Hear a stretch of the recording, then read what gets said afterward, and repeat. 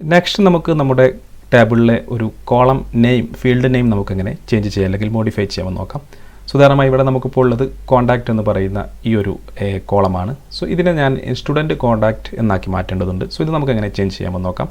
So ഞാനിവിടെ alter command select ചെയ്യുന്നു. അതിനുശേഷം ടേബിൾ സ്റ്റുഡൻറ്റ് 1, അതിനുശേഷം ഞാൻ റീനെയിം എന്ന് പറയുന്ന ഈ കമാൻഡ് സെലക്ട് ചെയ്യുന്നു. റീനെയിം കോളം, ശേഷം നമ്മൾ ഏത് കോളമാണ് റീനെയിം ചെയ്യാൻ പോകുന്നത് ആ കോളത്തിൻ്റെ പേര് കൊടുക്കുക. കോൺടാക്റ്റ് ഏതൊരു പേരിലോട്ടാണ് നമ്മളത് ചേഞ്ച് ചെയ്യുന്നത്. സോ ഞാൻ കോൺടാക്റ്റ് ടു ഏത് പേരിലോട്ടാണ് നമുക്ക് സ്റ്റുഡൻറ്റ് കോൺടാക്റ്റ് എന്ന് കൊടുക്കാം. Student contact.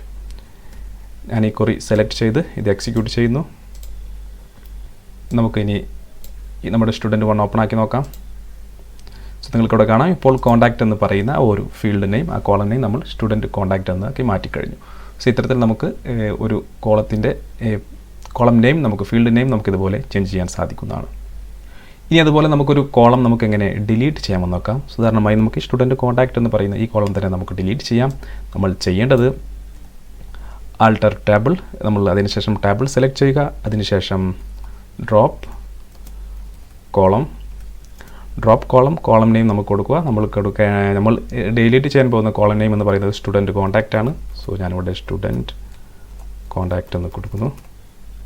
ശേഷം ഞാൻ ഈ ക്വറി സെലക്ട് ചെയ്ത് എക്സിക്യൂട്ട് ചെയ്യുന്നു. എക്സിക്യൂട്ട് ചെയ്ത് കഴിഞ്ഞ് നമ്മൾ ഈ സ്റ്റുഡൻറ്റ് 1 ഓപ്പൺ ആക്കി കഴിഞ്ഞാൽ നമുക്കിവിടെ കൺഫർമേഷൻ വന്നിട്ടായിരിക്കും. സ്റ്റുഡൻറ്റ് ഓപ്പൺ ആക്കി കഴിഞ്ഞാൽ നമുക്ക് ആ ഒരു കോളം ഇവിടുന്ന് ഡിലീറ്റ് ആയി പോയതായി നിങ്ങൾക്ക് കാണാൻ സാധിക്കും.